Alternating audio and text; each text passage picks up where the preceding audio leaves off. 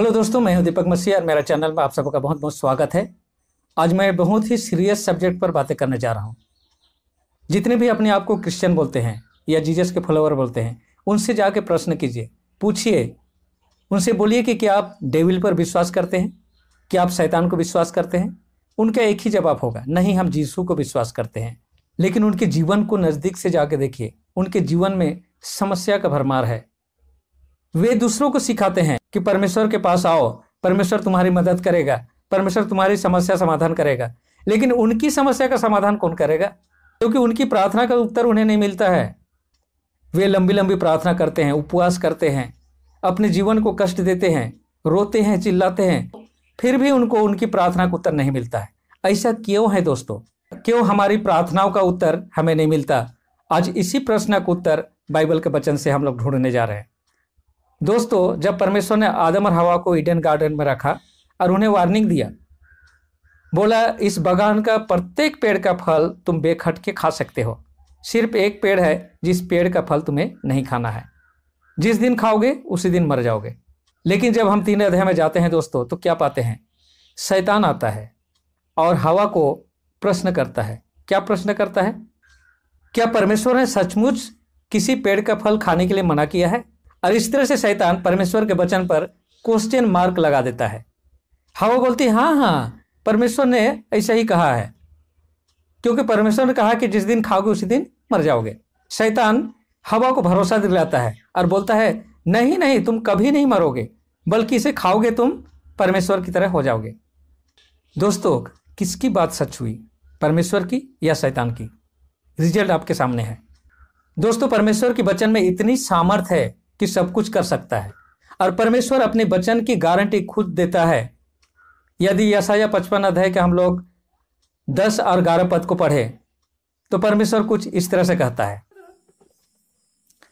जिस प्रकार आकाश से वर्षा और हिम गिरते हैं और पृथ्वी को सींचे बिना वापस नहीं जाते और भूमि को उपजाऊ और फलदायी बनाते हैं, जिससे बोने वालों को बीज और खाने वालों को रोटी मिलती है, उसी प्रकार मेरे मुंह से निकलने वाला वचन होगा।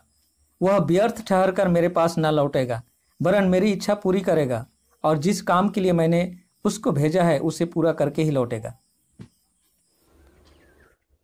दोस्तों, जो लोग अपने आप को क्रिश्चियन बोलते हैं, यीशु का फॉलोअर बोलते हैं, जिनके पास परमेश्वर के सामर्थ्य वचन है, उनके जीवन को जाके देखिए, उनके जीवन में समस्या का भरमार मिलेगा। वे लंबी लंबी प्रार्थना करते हैं, उपवास करते हैं, फिर भी उनकी प्रार्थना परमेश्वर नहीं सुनता है। जो लोग यीशु को नहीं जानते हैं, जो नॉन बिलीवर हैं, उनके जीवन से ज्यादा समस्या इनके जीवन में दिखाई देता है। ऐसा क्यों है दोस्तों?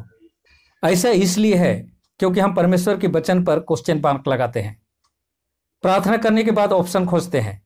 एक का प्रार्थना सफिशिएंट नहीं होता है। हम 2 लोग 3 लोग प्रार्थना करेंगे, पास्टर करेगा, तब जाके प्रार्थना परमेश्वर सुनेगा। दोस्तों, परमेश्वर सब जानता है, हमारी जरूरतों को वो हमारी बोलने से पहले जानता है। उसे बार बार सुनने की आदत नहीं है। यीशु इस बात को क्लियर करता है, बोलता है तुम्हारा प्रार्थना गैर यहूदियों की तरह ना हो। वो लोग सोचते हैं कि बहुत बोलने से शायद प्रार्थना सुनी जाएगी, इसलिए तुम उनकी तरह मत बनना, क्योंकि तुम्हारा पिता जानता है कि तुम्हारी क्या जरूरत है। जिस तरह से हवा के मन में शैतान ने परमेश्वर के वचन पर क्वेश्चन मार्क लगवा दिया और हवा परमेश्वर के वचन पर संदेह करने लगी और शैतान की बातों को विश्वास करके उसकी बात सुनकर फल को खाया। आज मैक्सिमम क्रिश्चियन यही कर रहे हैं। यीशु ने विश्वास के बारे में मार्क लिखे सुसमाचार 11 अध्याय का 24 और 25 पद में कुछ इस तरह से कहा, मैं तुमसे सच कहता हूं, जो कोई इस पर्वत से कहे उखड़ जा और समुद्र में जा पड़, और अपने मन में संदेह ना करे, परंतु जो कुछ उसने कहा विश्वास करे कि हो जाएगा, तो उसके लिए हो जाएगा। इसलिए मैं तुमसे कहता हूं कि जो कुछ तुम प्रार्थना में मांगते हो, विश्वास करो कि उसे पा चुके हो और वह तुम्हें मिल जाएगा। यीशु यहाँ पर हमें सिखाना चाहता है दोस्तों कि हमें परमेश्वर के वचन पर पूरी रीति से विश्वास करना चाहिए। थोड़ी भी संदेह करने का मतलब है हम बाय डिफॉल्ट शैतान की बातों पर चले जाते हैं, हम शैतान के दल में चले जाते हैं। हमारा अविश्वास हमें परमेश्वर से अलग कर देता है, और शैतान यही चाहता है। शैतान हमेशा से झूठा है। वो परमेश्वर के हर एक वचन पर क्वेश्चन मार्क लगाता है, बोलता है कि ना, परमेश्वर जैसा बोला हो वैसा नहीं होने वाला है, और हम विश्वास करते हैं। और इसलिए प्रार्थना करने के बाद हम ऑप्शन ढूंढते हैं। प्रार्थना करने के बाद बोलते हैं पास्टर आप भी प्रार्थना कीजिए। भाई आप भी प्रार्थना कीजिए, क्योंकि हम सोचते हैं कि शायद इसका प्रार्थना से परमेश्वर नहीं सुनेगा। और यही तो चाहता है शैतान, क्योंकि हम जब भी परमेश्वर के वचन पर संदेह करते हैं तो हम शैतान के दल में चले जाते हैं और परमेश्वर का कोई भी आशीष हमें नहीं मिलता है। जो लोग इस तरह से अपने जीवन यापन कर रहे हैं वो भूल जाए परमेश्वर के आशीष को, क्योंकि उनको परमेश्वर के आशीष नहीं मिलने वाली है। उनके जीवन में रोना पीटना और दुख और समस्या ही है। सारा जीवन रोते रोते कट जाएगा। जीसू जीसू बोलेंगे और रोते हुए भी रहेंगे। उनके जीवन में परमेश्वर का आशीष कभी दिखाई नहीं देगा। आज ये समस्या, कल को वो समस्या, और सारा जीवन समस्या से लड़ाई करते हुए चलेगी। दोस्तों, इजरायली पीपुल मिस्र में गुलामी कर रहे थे।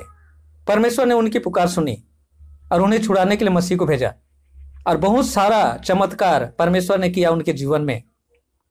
लाल समुद्र को 2 भाग कर दिया, आसमान से रोटी खिलाया, और इस तरह से उन्हें जर्दन नदी के किनारे तक लेकर आया। और उन्हें परमेश्वर प्रॉमिस किया था कि दूध और मधु के देश में उन्हें ले जाकर बसाएगा। ये परमेश्वर का काम था। परमेश्वर ने वादा किया था, परमेश्वर उन्हें लेकर आ रहा था।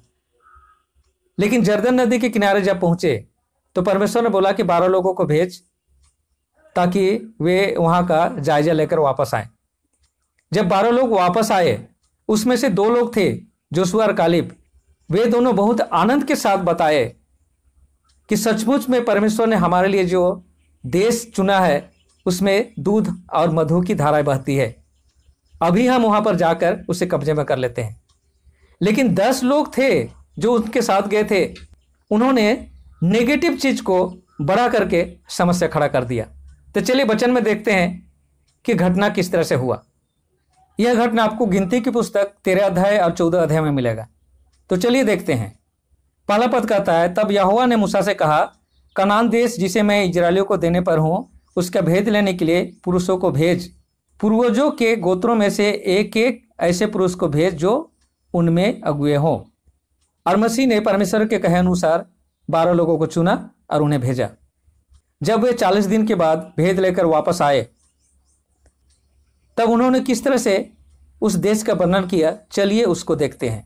25 पद कहता है, जब वे उस देश का भेद लेकर 40 दिन के बाद लौटे, तब वे पारान जंगल के कादेश नामक स्थान में मूसा, हारून और इजरायलियों की संपूर्ण मंडली के सामने पहुंचे और उनको और सारी मंडली को समाचार सुनाया तथा उस देश के फल दिखाए। उन्होंने उससे कहा, जिस देश में तूने हमें भेजा उस देश में हम गए, वहां सचमुच दूध और मधु की धारा बहती है और यह वहां की उपज है। तो भी उस देश के निवासी बलवान हैं तथा उसके नगर बड़े बड़े और गढ़ वाले हैं। तब कालेब ने मूसा के सामने लोगों को चुप कराया और कहा, हम तुरंत चढ़कर उसे अपने अधिकार में कर लें, क्योंकि हम अवश्य विजयी होंगे। परंतु जो पुरुष उसके साथ गए थे उन्होंने कहा, हम उन पर चढ़ाई नहीं कर सकते, क्योंकि वे हमसे अधिक बलवान हैं। अतः जिस देश का भेद लेने वे गए थे उसका उन्होंने यह कहकर भयानक चित्र प्रस्तुत किया, भेद लेने के लिए हम जिस देश में गए वह ऐसा देश है जो अपने ही निवासियों को निगल जाता है। जितने मनुष्य हमने वहां देखे वे सब बड़े डील डॉल के थे। फिर हमने वहां नफीली लोगों को भी देखा, अनाकवंशी को भी। अनाकवंशी तो नफलियों में से हैं। हम तो अपनी दृष्टि में उनके सामने टिड्डियों के समान लगते थे। दोस्तों, यहां पर समझने की बात है, इजरायलियों को छुड़ाकर कौन ला रहा था? परमेश्वर ला रहा था। किसने वादा किया था? परमेश्वर ने वादा किया था। परमेश्वर ने बोला था कि मैं उनको दूध और मधु के देश में लेकर बसाऊंगा, और परमेश्वर उनके साथ था। और यहाँ पर जो लोग भेद लेने के लिए गए थे उसमें से 10 लोग क्या चित्र प्रस्तुत कर रहे हैं? हम उसको नहीं ले पाएंगे। इसके बाद की घटना और भी करुण है। चलिए हम 14 अध्याय में जाते हैं। तब सारी मंडली के लोग रो रो कर चिल्ला उठे और रात भर रोते रहे। सब इसराइली मूसा और हारून के विरुद्ध कुड़कुड़ाने लगे। संपूर्ण मंडली ने उनसे कहा, काश हम मिस्र में या इस जंगल में ही मर जाते। यहोवा हमको उस देश में ले जाकर तलवार से क्यों मरवाना चाहता है? हमारी पत्नियां और बाल बच्चों को लूट में ले जाएंगे। क्या यह अच्छा नहीं कि हम मिस्र देश को लौट जाएं? अतः वे आपस में कहने लगे, आओ हम अपने लिए अगुआ नियुक्त करें और मिस्र को लौट चलें। दोस्तों, इतने चमत्कार, इतने सामर्थ्य के काम देखने के बावजूद ये लोग उन वचनों पर विश्वास नहीं किए। दोस्तों, यदि आप भी उन इजरायलियों की तरह सोचते हैं तो आपका जीवन दुखों से भर जाएगा। उन इजरायलियों की तरह आपको भी रोना आएगा, समस्या और भी बड़ा दिखाई देगा और उस समस्या से आप बच नहीं सकेंगे, क्योंकि आप बाय डिफॉल्ट शैतान को बिलीव कर रहे हैं। अधिकतर लोगों को पता ही नहीं है कि वो लोग बाय डिफॉल्ट शैतान को बिलीव कर रहे हैं।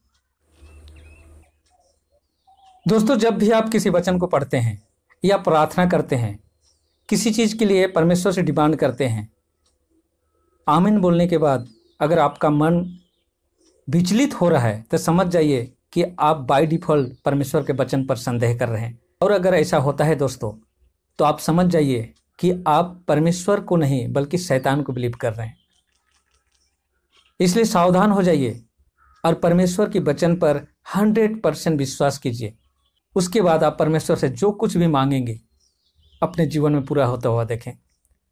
तो धन्यवाद करता हूं दोस्तों वीडियो को अंत तक देखने के लिए, और विश्वास करता हूं कि इन वचनों से आपको आशीष जरूर मिली होगी। यदि वीडियो अच्छा लगा हो तो लाइक जरूर करें। इसी तरह के और भी वीडियो देखने के लिए मेरे इस चैनल से जुड़ सकते हैं। तो मिलते हैं अगले वीडियो में, तब तक के लिए परमेश्वर के आशीष का आनंद लीजिए। धन्यवाद।